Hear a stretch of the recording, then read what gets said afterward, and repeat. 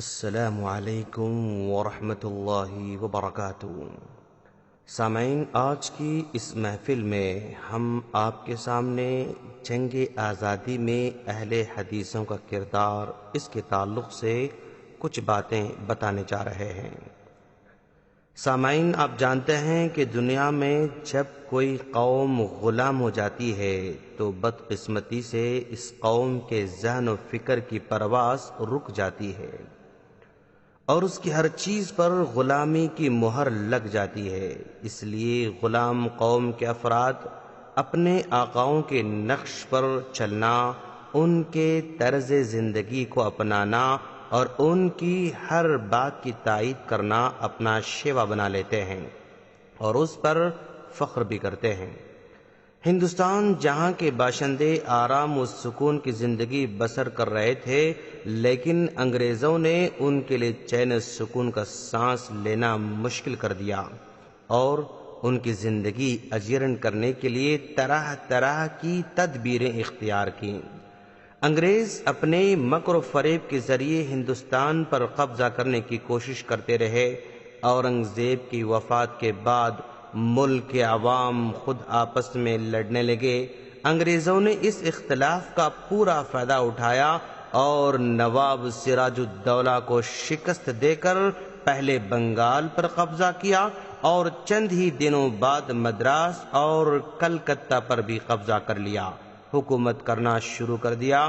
پھر دھیرے دھیرے پورے ہندوستان پر 1865 میں قبضہ کر لیا۔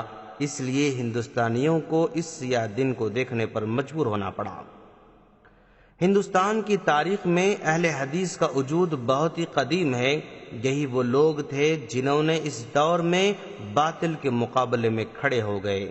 ہندوستان کا وہ انقلابی دور جو جنگ آزادی سے متصف ہے، تنگ نظری کی عینک اتار کر تمام حالات کا باریکی سے جائزہ لیا جائے تو صرف ایک جماعت نظر آئے گی جس نے خلوص اور نیک جذبے کے ساتھ انگریزی ظلم کے خلاف آزادی کا جھنڈا لہرایا اور پوری سرگرمی سے جنگ میں شریک رہی، اور بلا شک و شبہ وہ جماعت اہل حدیث نظر آئے گی۔ تاریخ کے سنہرے اوراق علماء اہل حدیث کی بے مثال قربانیوں سے بھرپور ہیں اور ہندوستان کی زمین ان کے خون سے اب تک لالہ زار بنی ہوئی نظر آتی ہے۔ انہوں نے انگریز کی مخالفت میں اپنی جانیں قربان کی، پھانسیوں پر وہ لٹکائے گئے، کالا پانی بھیجے گئے، جیل کی سزائیں کاٹیں، ان کی جائیداد ضبط ہوئیں اور پہروں تک بھوکا پیاسا رکھ کر ان کو مسلسل پیٹا گیا۔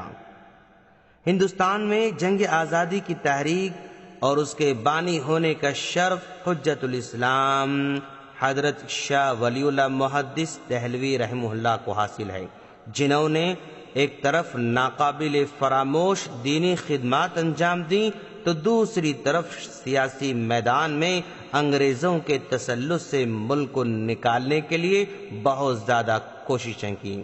انہی کے درس و تدریس کا یہ اثر تھا کہ شاہ عبدالعزیز محدث دہلوی نے انگریزی ظلم کے نیچے دبے ہوئے ہندوستانیوں کو جہاد کے لیے آمادہ کیا۔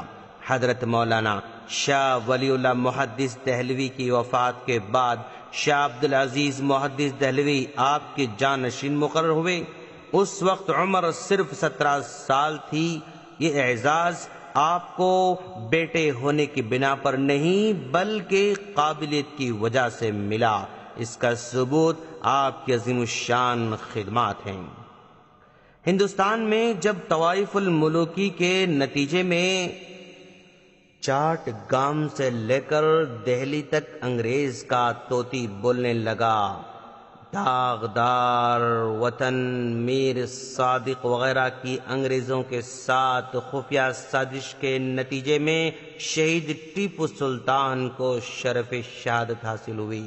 یہ مرد مجاہد 4 مئی 1791 کو جاں بحق ہوا۔ 1803 میں جب دہلی پر انگریز کا قبضہ ہو گیا نازک حالات میں مسلمان مختلف الخیال ہو گئے، کوئی انگریز سے جہاد حریت کو ناجائز کہتا اور کوئی ناجائز کہتا، لیکن شاہ عبدالعزیز کی دور اندیشی نے انگریزی چال کو بھانپ لیا اور یہ فتویٰ صادر کیا کہ تمام محبان وطن کا فرض ہے کہ غیر ملکی طاقت سے اعلان جنگ کر کے اس کو ملک بدر کیے بغیر زندہ رہنا اپنے لیے حرام جانیں، اور ان کی منظم قیادت اور معتقدین میں سے وہ علماء اہل حدیث پیدا ہوئے جنہوں نے انگریز کی اینٹ سے اینٹ بجا دی اور ہندوستان آزادی سے شرف یاب ہوا۔ ان کے خون سے اب تک ہندوستان کے در و دیوار لالا رنگ نظر آتے ہیں۔ دراصل آزادی ہند علماء اہل حدیث کی مرہون منت ہے۔ سب سے پہلے تحریک کو لبیک کہنے والے حضرت مولانا عبدالحی شاہ عبدالعزیز کے بھانچے اور حضرت مولانا شاہ اسماعیل اور حضرت شاہ عبدالعزیز کے بھتیجے اور حضرت شاہ اسحاق شاہ عبدالعزیز کے نواسے تھے۔ شاہ عبدالعزیز رحمہ اللہ نے ہی مولانا شاہ عبدالحی صاحب کو شیخ الاسلام اور شاہ اسماعیل کو حجت الاسلام کا لقب عطا فرمایا تھا۔ تحریک شہیدین، جسے ہم تحریک اہل حدیث سے بھی موسوم کر سکتے ہیں، اس کے بارے میں بجا طور پر کہہ سکتے ہیں کہ ہندوستان میں سب سے پہلی اسلامی تحریک تھی جسے شاہ اسماعیل شہید اور سید احمد شہید نے برپا کیا تھا۔ یہ تحریک خاص کر انگریز کی حکومت کا خاتمہ کرنے اور ہندوستان میں خلافت علی منہاج النبوہ برپا کرنے کے لیے پیدا ہوئی تھی۔ اس تحریک نے سب سے پہلے ففروا الی اللہ کا نعرہ لگایا۔ یہ نعرہ کیا تھا؟ ایک بانگ درا تھا جس نے سنا مدہوش ہو گیا، جس پر نظر پڑی وہ اسلام کا خادم بن گیا۔ جہاد کی دعوت دی گئی تو علماء نے مسند درس چھوڑ دی، اماموں نے مسجد کے مصلے معذوروں کے حوالے کر دیا، مالداروں نے اپنی کوٹیاں چھوڑ دیں، غلاموں نے آقاؤں کو سلام کہہ دیا۔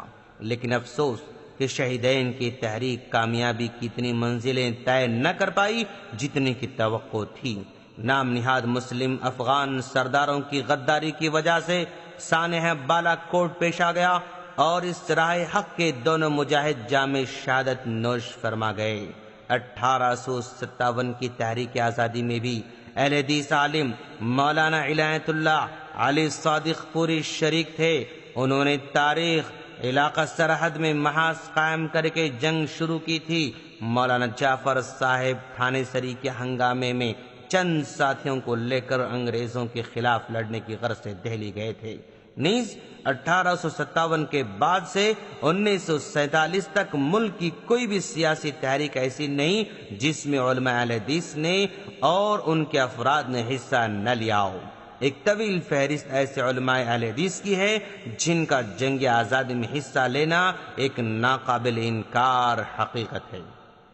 شیخ الکل میاں نذیر حسین محدث دہلوی جو علماء اہل حدیث کے سرتاج تھے، صرف اہل حدیث ہونے کی بنیاد پر انگریزی مقدمات کے لپیٹ میں آئے۔ ان کے مکان اور مسجدوں کی تلاشی لی گئی۔ راول پنڈی کے جیل خانے میں 1 سال تک نظر بند رکھے گئے۔ در حقیقت انگریز کو کسی تنظیم یا جماعت سے خطرات تھا تو وہ صرف اہل حدیث ہی کی جماعت اور اس کے علماء و مشائخ تھے، اور اسی وجہ سے راول پنڈی کے جیل میں میاں صاحب پر جبر کیا جاتا تھا کہ وہ ان ارکان و اہل حدیث کے نام ظاہر کریں جو اس باغیانہ تحریک میں شامل تھے، مگر استقلال کا پہاڑ بنے رہے۔ تحریک آزادی ہند کی یہ جنگ وفا شیاروں اور بے وفاؤں کے مابین تمیز کے لیے ایک کسوٹی تھی۔ ظاہر و باطن ہر لحاظ سے جو علماء ربانی تھے وہ اپنے بے داغ کردار، بے مثل عزم و استقلال اور جرأت ہمت کے ذریعے اپنے انقلاب انگیز کارناموں کے ایسے نقوش تاریخ میں چھوڑ گئے جو رہتی دنیا تک یادگار و ناقابل فراموش رہیں گے اور آنے والی نسلوں کے لیے سنگ میل اور مشعل راہ بلکہ مینار نور ثابت ہوتے رہیں گے۔ صحافت کے میدان میں مولانا ابوالکلام آزاد نے الہلال اور البلاغ کے ذریعے پورے ملک میں ہندوستانیوں کے دلوں کو انگریزوں کے تسلط سے آزاد کرانے کی سوچ بخشی اور اسی آزادی ہی کی خاطر مولانا کو بار بار جیل کا منہ دیکھنا پڑا۔ الغرض انہوں نے اس ملک کو آزاد کرانے میں اپنی زندگی وقف کر دی۔ غرض یہ کہ اہل حدیث علماء نے مسلمانوں کو خواب غفلت سے جھنجھوڑا اور ان میں آزادی کا حوصلہ پیدا کیا، جس کے نتیجے میں مسلمانوں نے انگریزوں کی سامراجیت کا خاتمہ کر دیا، اور انگریزوں کو اس بات کا اندازہ ہو چکا تھا کہ علماء اہل حدیث ہی قوم کے وہ ستون ہیں جن کے اشارے پر ہر فرد دل و جان قربان کر دینے کے لیے تیار ہو جاتا ہے۔ اس لیے انہوں نے اپنا سامراجی اقتدار قائم کرتے وقت سب سے زیادہ ظلم و ستم علماء حق پر توڑا۔ ہندوستان کو طویل جد و جہد کے بعد آزادی کی نعمت حاصل ہوئی، جس کے لیے مسلمانوں نے زبردست قربانیوں کا نذرانہ پیش کیا، جان و مال کی قربانیاں دیں، تحریکیں چلائیں، تختہ دار پر چڑھے، پھانسی کے پھندے کو جرأت اور حوصلہ اور کمال بہادری کے ساتھ بخوشی گلے لگایا، قید و بند کی مشکلیں جھیلیں، حصول آزادی کی خاطر میدان جنگ میں نکل پڑے، آخر کار انگریز ملک سے نکل جانے پر مجبور ہو گئے۔ غیر ملکی حکمرانوں نے اپنے اقتدار کو قائم رکھنے کے لیے طرح طرح کی چالیں چلیں، تدبیریں کی، رشوتیں دیں، لالچ دیے، پھوٹ ڈالو اور حکومت کرو کا اصول بڑے پیمانے پر اختیار کیا، فرقہ وارانہ اختلافات پیدا کیے، حقائق کو توڑ مروڑ کر پیش کیا، آپس میں غلط فہمیاں پھیلائیں، تاریخ کو مسخ کیا۔ انگریزوں نے ہندوستان کے معصوم باشندوں پر ظلم و ستم کے پہاڑ توڑے اور ناحق لوگوں کو تختے دار پر لٹکایا، ہندوستانیوں پر ناحق گولیاں چلائیں، چلتی ریلوں سے اٹھا کر باہر پھینکا، مگر ان کے ظلم و ستم کو روکنے، غلامی کو گردن سے نکالنے کے لیے بہادر مجاہدین آزادی نے ان کا مقابلہ کیا اور ملک کو آزاد کر کے اطمینان کا سانس لیا۔ ہم اللہ سے دعا کرتے ہیں کہ باری تعالیٰ تو ہم تمام کو اس ملک کی اور اسلام کی خدمت کرنے کی توفیق عطا فرما۔ آمین۔ السلام علیکم ورحمۃ اللہ وبرکاتہ۔